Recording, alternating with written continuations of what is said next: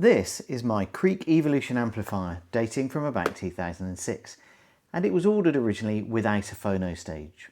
In today's video though, I'm going to show you how we can upgrade this amp and many others in the Creek range using this phono stage module.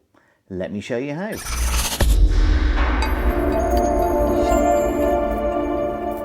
Now, there's a number of ways you can tell whether your Creek amplifier has a phono stage. One of them is obviously to plug a record player in and see if it works. The second one is to look through your vents at the top. On this particular model, I don't believe you can see the module. On my other Creek amplifier, though, you can see that there is a module installed. Thirdly, though, is on this particular Evolution, you get phono come up instead of aux on the first input if you have a phono stage fitted. I've got aux, no phono stage, and I've tried to run a record player through it and it doesn't sound right either. In terms of the phono stage itself, I bought this second hand recently. It wasn't terribly expensive, £50 or something. This is a Mark II. The current model in from Creek is a Sequel Mk2. There are some differences, but specifically this is a moving magnet phono stage, so it can only take moving magnet cartridges. It cannot be used for moving coil.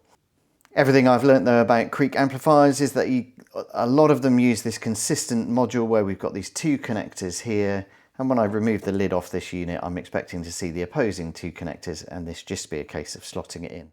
Before removing the lid though, as with anything electrical, always turn everything off.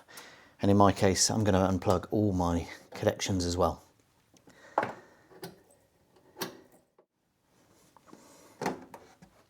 And then for removing of the lid from the case, we've got two screws down here at the bottom, 1, 2, the same at the other side, and then a number across the back.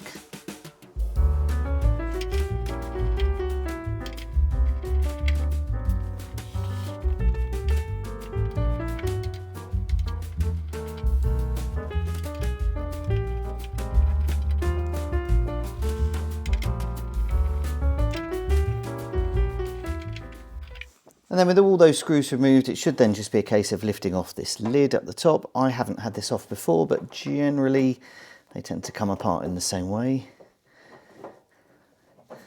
Just pull the sides out slightly.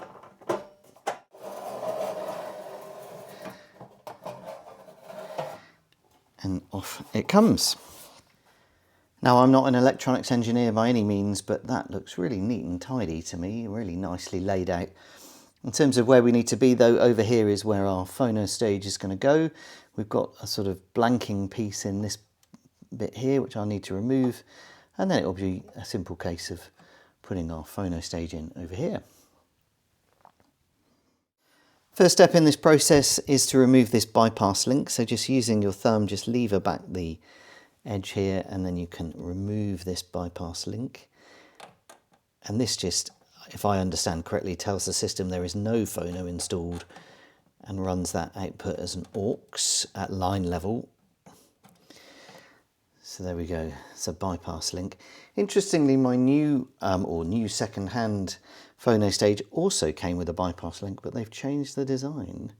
So same style connector, but a much smaller piece of board on it. Anyway, put your bypass link off to one side in case you ever want to remove your phono stage.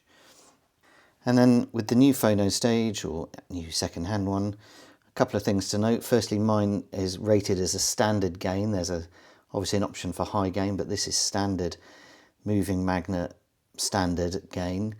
And then in terms of connectors, we've got 5-pin here, and we've got 4-pin here. And on the board, we've got 4-pin here on the left and 5-pin here on the right. So in order to install this, I need to turn it around. And then simply a case of pushing it in. Gently, obviously.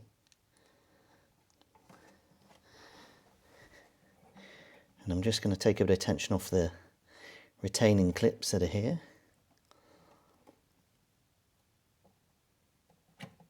That's that one in.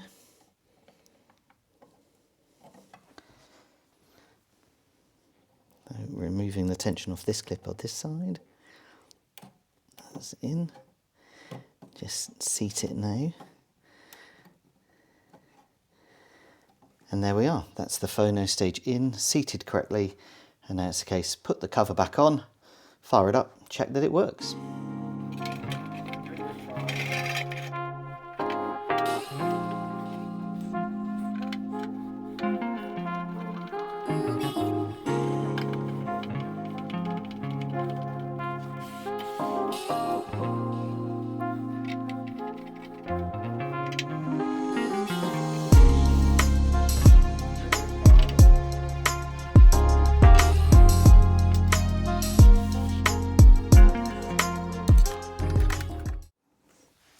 And with the case back on, everything plugged back in, turning it on, and we get Phono now come up on the front display. Final proof then will be testing this with my record player, so let's move it up to my other hi-fi, plug it in and get it spinning a record. With the Creek Evolution amplifier now plugged into my main system, which consists of a Rega P25 turntable and some neat acoustic SE2s, let's just turn it on, and I'm going to run some classical so as hopefully to avoid a copyright strike.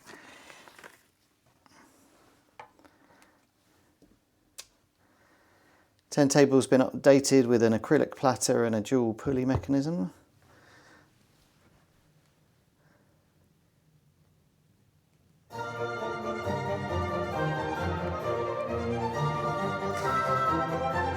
Sounding very nice indeed. Volume all works as expected. Gain is plenty.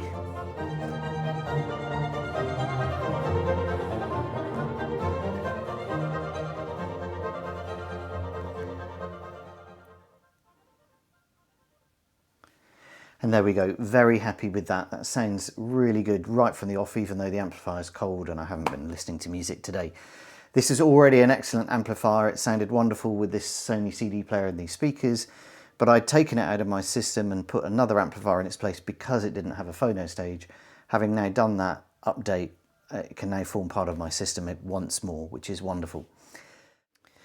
And there we go, that's how to upgrade your Creek amplifier with the optional phono module. As I mentioned at the beginning of the video, there's a large number of Creek models that will take that module. I'll put a list in the description showing you the ones that I've found out through my research. But as I mentioned, standard fitting onto the board with those standard plugs, and they should all be that easy. I hope you find that helpful. If you did, let me know. If you've got a Creek amplifier and you're thinking of this upgrade, please don't be concerned about it. It's really, really simple, as you've seen, and it makes a wonderful difference and means that this amplifier I can use in one of my other systems, which also has a record deck. In the meantime though, happy listening, and I look forward to coming to you in a video very soon. Thanks and goodbye.